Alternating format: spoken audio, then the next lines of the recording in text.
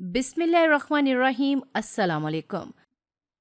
मेरी शादी हुई तो छोटी नंद उस वक्त स्कूल जाती थी। स्कूल से आते वक्त रोज वो बड़े प्यारे प्यारे कपड़े लाती और कहती कि मैडम ने तरस खा कर दिए हैं, क्योंकि हम लोग काफी गरीब थे। मैं उसे वो कपड़े नहीं पहनने देती थी और संभाल देती कि खबरदार जो पहने तो कुछ साल में तेरी शादी होगी, तब हम गरीब लोग जहेज कहाँ से बनाएंगे। रोज यही होता। एक रोज वो लाल रंग का हसीन सा जोड़ा लाई, जिसे देखकर मेरा दिल ललचाने लगा और मैंने जल्दी से वो जोड़ा पहन लिया और उसी वक्त गजब हो गया, क्योंकि मेरा नाम साइका है, मेरा ताल्लुक खानेवाल से है। हम दो बहनें थीं। बाबा अच्छा कमाते थे, कभी किसी चीज की कमी नहीं होने दी थी। बाबा ने हमें जिंदगी की हर आसाइश दी थी, मगर किसको पता होता है कि किस्मत और हालात कब कहाँ ले जाएं।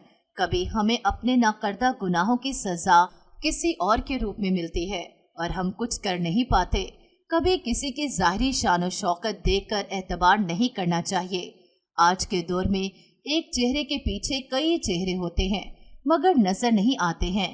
उनकी मीठी जुबान का ऐसा असर होता है, हम नकाब के पीछे फरेबी चेहरे नहीं देख पाते और अपना सब कुछ दाव पर लगा देते हैं। और ऐसी ही एक कहानी का हिस्सा हम भी बने थे। अम्मा बाबा की जान बसती थी हम में। अगर कोई बाबा से कहता कि बेटियां हैं, इनको इतना सर पर मत चढ़ाओ, कल को इन्हें दूसरे घर भी जाना है रुखसत होकर, तो बाबा कहते कि ये मेरे बेटे हैं। और बाबा ने हमें बेटों की तरह ही पाला था। जब हम छोटे थे तो बाबा हमें लड़कियों वाले कपड़े पहनाते। अम्मा कहती रह जाती कि इनकी आदतें खराब हो जाएंगी, जब शादी होगी तो पता नहीं कैसे लोग मिले, कैसा माहौल हो इनका। और ये इतनी आसाइशों की आदी हो गईं तो गुजारा कैसे करेंगी ससुराल में। और लोग रिश्तेदार सब बातें करेंगे कि रईस अहमद ने बेटियों को लाड प्यार में रख के बिगाड़ दिया। तो बाबा कहते, मुझे किसी की कोई परवाह नहीं, जिसने जो कहना है कहता रहे, और तुम ना टेंशन लिया करो। जब तक मैं जिंदा हूँ अपनी बेटियों की हर ख्वाहिश पूरी करूँगा। इनकी शादी ऐसी जगह करवाऊंगा जहां इनके आगे पीछे नौकर चाकर होंगे और इनके ससुराल वाले इनको पांव जमीन पर नहीं लगाने देंगे। तो अम्मा कहती, अल्लाह करे ऐसा ही हो। एक दिन कॉलेज से वापसी पर मुझे खाला मिल गई। रास्ते में तो मैंने उनसे कहा कि आप इतने अरसे से कहाँ थी, आज तो मैंने आपको कहीं नहीं जाने देना, चले मेरे साथ घर चले, अम्मा आपको देखकर बहुत खुश होंगी। मगर खाला ने कहा कि फिर किसी दिन आऊंगी, अभी मुझे जल्दी है। तो मैं खामोश हो गई। घर आकर अम्मा को बताया कि खाला मिली थी रास्ते में। तो अम्मा ने कहा कि उन्हें साथ क्यों नहीं लाई तुम।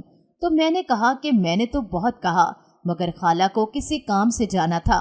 लेकिन अम्मा खाला बहुत कमज़ोर हो गई हैं और मुझे ऐसा लगा जैसे कुछ परेशान भी थी। तो अम्मा ने कहा कि इनके हालात कुछ अच्छे नहीं हैं। तुम्हारे खालू एक बहुत अच्छी कंपनी में जॉब करते थे, बहुत मेहनत से उन्हें जॉब मिली थी, सब बहुत खुश थे। मगर वक्त कहाँ एक सा रहता है। हम इंसान तो बहुत आगे का सोचकर बैठे रहते हैं, मगर फरेबी लोग चाले चलते रहते हैं। फिर अम्मा ने बताया कि खालू को जॉब करते 12 साल हो गए थे, जब उनके कोलीग में से कुछ लोग हसद करने लगे, क्योंकि इनके 12 सालों में तुम्हारे खालू ने इतनी मेहनत से काम किया था कि कंपनी वाले इनकी कारकर्दगी देखकर इनकी प्रमोशन कर चुके थे। और ये सब कुछ किसी से बर्दाश्त नहीं हो रहा था। और देखते ही देखते कंपनी में तुम्हारे खालू के खिलाफ कोई ना कोई बात होने लगी और घपले होने लग गए। जब तुम्हारे खालू ने इन सब की तहकीकात करनी चाही तो उन्होंने वो सब कुछ तुम्हारे खालू पर डाल दिया और वो समझ ही न सके कि उनको साजिश करके फंसाया गया है। और फिर बात इतनी बिगड़ गई कि तुम्हारे खालू को जॉब से निकाल दिया गया और तब से वो स्ट्रेस की वजह से परेशान हैं। और तुम्हारी खाला भी। अम्मा और खाला दो ही बहनें थीं। मैंने अम्मा से कहा कि हम खाला खालू की मदद क्यों नहीं करते। तो अम्मा ने कहा कि बहुत कोशिश की, मगर तुम्हारे खालू बहुत खुददार इंसान हैं। तुम्हारे बाबा ने बहुत कहा कि मैं कहीं बात करता हूँ नौकरी के लिए, मगर वो नहीं माने। फिर कुछ दिन बाद खाला अपने बेटे के साथ आई। हम सब खाला के आने पर बहुत खुश थे। खाला का बेटा नज़र झुकाए बैठा था। जब मैंने शरारत से कहा कि आपके आसपास भी इंसान ही बैठे हैं, तो वो हल्का सा मुस्कुराए थे। खाला ने कहा कि अरहम बहुत कमगो है, इसलिए चुप चुप रहता है। अम्मा ने मुझे कहा कि साइका बुरी बात है क्यों भाई को तंग कर रही हो? और अम्मा का भाई कहना मुझे जरा अच्छा नहीं लगा था, पता नहीं क्यों। खाला ने जाते हुए अम्मा से कहा कि आप सबको लेकर हमारी तरफ चक्कर लगाइएगा। फिर एक दिन बाबा बात कर रहे थे अम्मा से कि बहुत अच्छे रिश्ते आए हैं हमारी बेटियों के लिए। तो अम्मा ने कहा कि ठीक है, आप उन्हें बुला लें किसी दिन। और ये सब सुनकर मैंने बाबा से कहा कि मुझे अभी शादी नहीं करनी। तो बाबा ने कहा कि बेटा, एक ना एक दिन तो शादी करनी ही है, फिर आज क्या और कल क्या। और मैं उठकर कमरे में आ गई और एक हफ्ते बाद बाबा ने लड़के वालों को घर बुला लिया। उनको मैं और मेरी बहन अच्छी लगी थी, मगर मुझे वो लोग बनावटी लगे। ऐसे लगा कि वो जो नजर आते हैं वो है नहीं, या शायद मैं शादी नहीं करना चाहती थी, इसलिए ऐसे बुरे ख्याल आ रहे थे। फिर लड़के की माँ ने कहा कि हमें जहेज वगैरह नहीं चाहिए, अल्लाह का दिया सब कुछ है हमारे पास। तो बाबा ने कहा कि आपका बड़ापन है, लेकिन मेरी 2 ही बेटियां हैं, जो कुछ है इनका ही है, हम अपनी बेटियों को खाली हाथ तो नहीं रुखसत करेंगे। तो लड़के के वालिद ने कहा कि आपकी मर्जी, आप जो देना चाहें दें, आपके भी अरमान होंगे। और मैंने अम्मा से कहा कि मैं कमरे में जा रही हूँ, मुझे यहाँ घबराहट हो रही है। तो अम्मा मेरे साथ कमरे में आ गई और मैंने अम्मा से कहा कि ये लोग सही नहीं लग रहे। तो अम्मा ने कहा कि ऐसा कुछ नहीं है, सब तुम्हारा वहम है। कुछ दिन बाद हम सब खाला की तरफ गए। हमें देखकर खाला खालू बहुत खुश हुए। खाला किचन में थी, मैं भी उनके पीछे जाने लगी जब अचानक अरहम से टकरा गई थी। तो उसने कहा, मैडम खैर है, कहाँ ध्यान है आपका? तो मैंने कहा आई एम सॉरी, मैंने देखा नहीं था। और फिर खाला के पास आ गई। अरहम भी वहीं आ गया और खाला से कहने लगा कि अम्मा, आज तो बहुत बड़े बड़े लोग आए हैं हमारे गरीब खाने पर, इनकी अच्छी खातर मदारत कीजिएगा। फिर जब घर आए तो मैं आते हुए अरहम का नंबर ले आई थी। जब उसका मोबाइल टेबल पर पड़ा था, मैं उसका नंबर डायल करते हुए रुक गई कि पता नहीं वो क्या समझे। फिर मैंने कॉल मिला ली और अरहम ने पहली रिंग पर ही कॉल अटेंड कर ली। मैं खामोश थी, समझ नहीं आ रहा था कि क्या बात करूं। तभी अरहम ने कहा कि अब कुछ बोलोगी भी या इसी तरह खामोश रहना है? मैंने कहा, तुम्हें कैसे पता चला कि फोन पर कौन है? तो उसने कहा कि जब तुम चोरी कर रही थी मैंने तभी देख लिया था। मैंने कहा, मैंने कोई चोरी नहीं की, मैंने तो बस आपका नंबर लिया था। फिर उसने कहा कि लगता है शादी का इनविटेशन देने के लिए नंबर चुराया गया था। तो आपने इतनी जहमत क्यों की मोहतरमा? आप मैसेज पर बता देती, मैंने कौन सा बुरा मानना था। तो क्या तारीख रखी गई है शादी की? और फिर पता नहीं क्यों मैंने कोई जवाब नहीं दिया और रोने लगी। तो अरहम ने परेशान होते हुए पूछा, साइका क्या हुआ है, सब ठीक तो है ना? मैंने कहा कि मैं ये शादी नहीं करना चाहती, मैं तुम्हें चाहती हूँ और तुम्हारे सिवा किसी के बारे में सोच भी नहीं सकती। तो अरहम ने कहा, इतनी सी बात कहने के लिए इतनी देर कर दी? मैंने कहा कि मुझे था कि तुम पता नहीं क्या सोचो, इसलिए कह नहीं सकी। मेरी खुशी की इंतहा न रही जब अरहम ने कहा कि वो भी मुझे पसंद करता है, मगर अपने और हमारे स्टेटस की वजह से खामोश था। इसने कहा कि मैं नहीं चाहता कि तुम भी हमारी तरह कठिन हालात में जिंदगी गुजारो। मैं तुम्हें वो सुख, वो सब आसाइशें नहीं दे सकता जो तुम्हें अपने बाबा के घर में मुयस्सर हैं। और अब तो तुम्हारी शादी की तारीख रख दी गई है, इसलिए बेहतर यही होगा कि हम अपनी खामोश मोहब्बत को यहीं ख़त्म कर दें। मैंने कहा, तुम जिस तरह के भी माहौल में रखोगे मैं रह लूँगी, मगर मैं कहीं और शादी नहीं करूँगी। लेकिन अरहम ने कहा कि हमें इतने खुदगर्ज नहीं बनना कि हमारी वजह से हमारे माँ बाप मुश्किल में आ जाएं। तुम्हारे बाबा ने कितने ख्वाब देखे होंगे तुम्हारी शादी के, और मैं इतना कमज़र्फ नहीं हूँ कि अपनी मोहब्बत की खातिर अपने माँ बाप की इज्जत का पास ना रखूँ और सिर्फ अपनी खुशी का सोचूं। फिर अरहम ने कहा कि अब तुम भी मुझे भूलने की कोशिश करो और जहाँ तुम्हारे घर वालों ने रिश्ता तय किया है वहाँ शादी कर लो। मैंने कोई जवाब नहीं दिया था और कॉल काट दी। शादी की तैयारियां शुरू थी, घर खूब गहमा गहमी थी, रौनक थी, मगर मैं चाहकर भी खुश नहीं हो पा रही थी। अम्मा बाबा बहुत खुश थे, मेरी बहन भी खुशी से फूले नहीं समा रही थी। फिर मुझे अरहम की बातें याद आने लगी कि वो सही कह रहा था। मैं वाकई अपनों की खुशी, मोहब्बत और खलूस को नज़रअंदाज करके सिर्फ अपने बारे में सोच रही थी। मैं कैसे इतनी खुदगर्ज हो गई। फिर कुछ दिन बाद रुखसती का दिन भी आ गया। माँ बाप का घर छोड़कर जाना आसान नहीं होता। 2 घंटे हो गए थे और बारात अभी तक नहीं आई थी। बाबा लड़के वालों को बार बार कॉल कर रहे थे, मगर अब उनका नंबर ऑफ जा रहा था। जहेज, ज्वेलरी वगैरह सब शादी के 2 दिन पहले ही हमारे ससुराल पहुंचाई जा चुकी थी। बाबा बहुत परेशान लग रहे थे। बाबा ने खालू वगैरह को साथ लिया और लड़के वालों के घर चले गए, पता करने की आखिर वजह क्या है, अभी तक बारात लेकर क्यों नहीं आए, और नंबर भी बंद जा रहा था। फिर 1 घंटे बाद बाबा और खालू सब वापस आ गए। बाबा बहुत परेशान थे। जब अम्मा ने पूछा कि क्या हुआ, कहाँ हैं वो लोग, बारात क्यों नहीं आई अभी तक, तो बाबा ने कहा कि बारात नहीं आएगी, वो लोग, और बाबा खड़े खड़े जमीन पर बेहोश होकर गिर पड़े थे। बाबा को फौरन अस्पताल ले जाया गया, मगर हार्ट अटैक की वजह से बाबा हमें छोड़कर इस दुनिया से चले गए। अभी कुछ दिन में सब कितने खुश थे, बाबा कितने खुश थे। ऐसा लगता था जैसे अभी बाबा हमें आवाज़ देते हुए आएंगे, मगर नहीं, सब कुछ बर्बाद हो गया। काश ये सब ना हुआ होता तो बाबा हमें छोड़ कर ना जाते।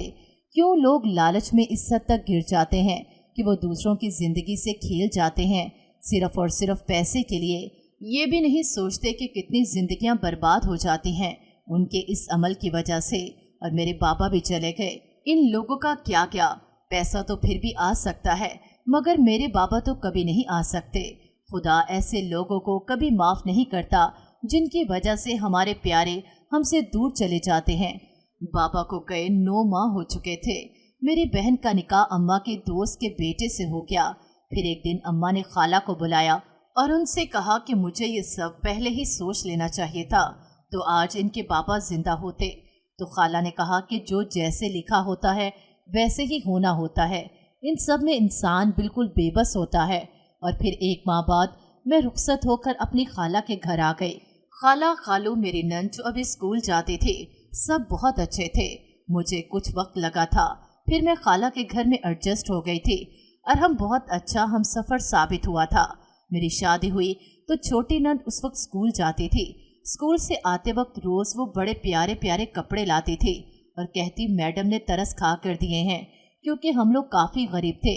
मैं उसे वो कपड़े नहीं पहनने देती थी और संभाल देती कि खबरदार जो पहना तो कुछ साल में तुम्हारी शादी होगी, तब हम गरीब लोग जहेज कहाँ से बनाएंगे। रोज़ यही होता। एक रोज़ वो लाल रंग का हसीन सा जोड़ा लाई, जिसे देखकर मेरा दिल ललचाने लगा और मैंने जल्दी से वो जोड़ा पहन लिया। और उसी वक्त गजब हो गया, क्योंकि मैं तो बेहोश हो चुकी थी और जब आंख खुली तो मैं अस्पताल में थी और हम सामने खड़े थे और परेशान से थे। मैंने पूछा कि मुझे क्या हुआ था और मैं यहाँ क्यों हूँ, तो अरहम कहने लगे कुछ नहीं, घर चलते हैं थोड़ी देर तक, फिर करते हैं बात। अरहम सारे रास्ते खामोश थे। घर आए तो देखा खाला भी परेशान थी। मैंने खाला से पूछा तो खाला ने कहा कि जब तुमने वो सूट पहना तो तुम्हारी तबीयत बिगड़ गई थी। डॉक्टर ने कहा कि सूट पर एक ऐसा पॉइजन छिड़का गया था कि अगर बर वक्त तुम्हें अस्पताल ना लेकर जाते तो तुम्हारा जहनी तवाज़ुन बिगड़ सकता था। अभी खाला बता ही रही थी जब खालू की आवाज़ पर वो बाहर निकल गईं और मैं ये सोचकर परेशान थी कि सूट नन को कौन दे रहा था, किसने इतनी घटिया हरकत की है, हमसे क्या दुश्मनी थी जो इस तरह वार किया। फिर अरहम आ गए और मुझसे खफा से थे। मैंने पूछा तो क्या बात है, तो कोई जवाब नहीं दिया और किसी को कॉल करने लगे। दूर खड़े क्या बात कर रहे थे कुछ समझ नहीं आई मुझे। जब फ़ोन बंद कर चुके तो मैंने फिर पूछा आखिर बात क्या है, क्यों खफा है मुझसे। तो अरहम ने कहा कि तुम्हें मालूम था कि छोटी सूट लेकर आती है और तुमने घर में किसी को बताना भी गवारा नहीं किया और ये भी ना सोचा कि छोटी से पूछ ही लूँ कि किसने सूट दिया। तुम्हारी कमकली की वजह से आज कुछ भी हो सकता था और ज़रूरत ही क्या थी वो सूट पहनने की। ठीक है, हमारी हैसियत नहीं है कि तुम्हें महंगे कपड़े दिला सकें और तुमने खुद कहा था कि जैसे भी हालात होंगे तुम गुजारा कर लोगी। कम से कम मुझे तुमसे ये उम्मीद नहीं थी। मेरी बात सुने बगैर ही अरहम कमरे से बाहर निकल गए। मैं रोने लगी और अम्मा को कॉल की, सब कुछ उनको बताया। अम्मा घर आ गई। अरहम कहीं गए थे। खालू बार बार कॉल कर रहे थे मगर उन्होंने रिसीव नहीं की। हम सब परेशान थे। फिर आधे घंटे बाद अरहम ने खालू को कॉल की और पता नहीं क्या कहा, जो खालू भी हमें कुछ बताए बगैर ही घर से बाहर चले गए। कुछ समझ नहीं आ रहा था कि आखिर क्या हो रहा है। रात को जब सब बैठे थे तो अरहम ने छोटी को बुलाया और पूछा कि तुम्हें किसने सूट दिया था। छोटी ने कहा कि मेरी मैडम सूट देती थी, पर जब मेरे ससुर ने सख्ती से पूछा तो मेरी नन ने कहा कि जब स्कूल से आती थी तो एक रास्ते में एक आदमी खड़ा होता था। उसने सूट दिया और कहा कि ये सूट अपनी भाभी को दे देना और किसी को नहीं देना। और हमने छोटी से पूछा, अगर तुम्हें इस शख्स की तस्वीर दिखाई जाए तो पहचान लोगे? उसने कहा, जी भैया पहचान लूंगी। और अरहम इतने दिनों से इस काम में लगे थे, इस आदमी का सुराग ढूंढने। फिर एक स्केच आर्टिस्ट की मदद से तस्वीर बनाई गई और पुलिस की मदद से इस शख्स तक पहुंचे। वो लोग कौन थे, क्यों ये सब किया था, मुझे सब जानने के लिए बहुत इंतजार करना पड़ा था। फिर एक दिन अरहम ने खालू को कॉल की और हम सब उस शख्स के घर मौजूद थे। अरहम पुलिस को लेकर पहले ही वहां पहुंच चुके थे और पुलिस ने इस घटिया आदमी को गिरफ्तार कर लिया था। अम्मा ने इस शख्स की माँ को देखते ही कहा, जुबैदा तुम, तो ये तुम्हारा बेटा है? तो इस औरत ने कहा कि हाँ, ये मुझ बदनसीब का ही बेटा है। फिर अम्मा ने कहा, क्यों किया ये सब तुमने? क्या बिगाड़ा था हमने तुम्हारा? तुम्हें जरा शर्म न आई इतना घटिया काम करते हुए? अगर मेरी बेटी को कुछ हो जाता तो इसका जिम्मेदार कौन था? बताओ, जवाब दो। तो वो औरत कहने लगी कि जब तुम्हारी बेटी साइका कॉलेज जाती थी तो उस वक्त मेरा बेटा अपने दोस्त के साथ कहीं जा रहा था। जब रास्ते में इसकी नज़र साइका पर पड़ी और वो उसे पसंद करने लगा, फिर इसने कई दफ़ा मुझे फोर्स किया कि मैं साइका का रिश्ता मांगने आऊं, मगर मैं उसे टालती रही और इग्नोर करने लगी। इससे कहा कि अगर तुम उससे शादी करना चाहते हो तो पहले अपना इलाज करवाओ, मगर उसने कहा कि ये खुद को कुछ कर लेगा अगर उसकी शादी इससे ना हुई। मैं इसकी बात को ना मानते हुए इसे अस्पताल में एडमिट करवा दिया और इसका इलाज शुरू करवा दिया। ये बेहोशी में भी साइका का नाम पुकारता और मैं डर जाती कि कहीं इसका ये जुनून किसी की बेटी की जिंदगी खराब न कर दे। इसलिए मैं चाहती थी कि ये मुकम्मल तौर पर ठीक हो जाए, फिर इसकी ख्वाहिश ज़रूर पूरी करूँगी। अभी इसका इलाज चल रहा था जब एक दिन ये अस्पताल से भाग गया। हम इसे नींद की दवा देते थे ताकि इसका दिमाग नींद ले, क्योंकि वो कई दिन सोता नहीं था, इसलिए इसकी तबीयत बिगड़ जाती थी। हमने इसे हर जगह ढूंढा। जब एक रोड के किनारे बेहोश मिला, फिर इसे अस्पताल ले आए।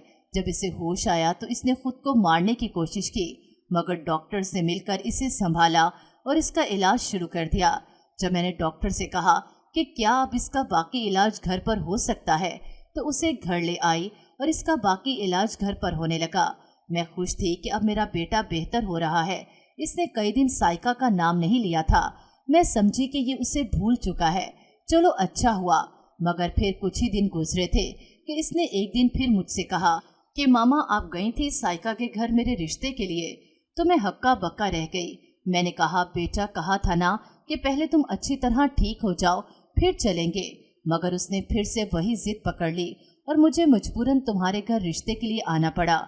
जब तुम्हारे घर आई तो तुमने इसको देखकर पूछा कि इसके लिए मेरी बेटी का हाथ मांग रही हो।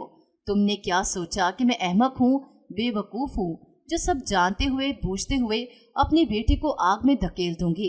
तुम्हें तो चाहिए कि इसकी शादी का सोचो भी मत। क्यों किसी मासूम की जिंदगी बर्बाद करना चाहती हो? तो मेरे बेटे ने तुम्हारी मिन्नतें करना शुरू कर दी कि ये साइका के बगैर मर जाएगा, ये जी नहीं सकेगा इसके बगैर। फिर जब तुमने कहा कि तुम एक ज़हनी मरीज हो, पहले खुद को ठीक करो, अपना इलाज करवाओ, मैं एक पागल को अपनी बेटी नहीं दे सकती। और इस वक्त इसने तुम्हारे गले में जो दुपट्टा था उसे तुम्हारी गर्दन में डालकर तुम्हें घसीटने लगा था कि तुमने इसे पागल कहा था और ये अपनी जुनूनी हालत में चला गया। मैंने बड़ी मुश्किल से तुम्हारे मुलाजिम की मदद से तुम्हें इससे छुड़वाया था और फिर जब इसे घर लेकर आई तो मैंने सोच लिया था कि इसके इलाज के लिए इसे दूसरे मुल्क भी लेकर जाना पड़ा तो जाऊंगी। मैंने डॉक्टर से मशवरा किया, उन्होंने इसकी रिपोर्ट्स वहां भेजी तो उन्होंने यकीन दिलाया कि ये ठीक हो सकता है। इसके बेहतर होने के चांसेस बहुत कम हैं, मगर कुछ ट्रीटमेंट ऐसे हैं अगर वो किए जाएं तो ये बेहतर हो सकता है। और फिर इसे ज़बरदस्ती लेकर बाहर चली गई। इसका इलाज होता रहा और अब इसने मुझसे जिद करना उलझना छोड़ दिया था।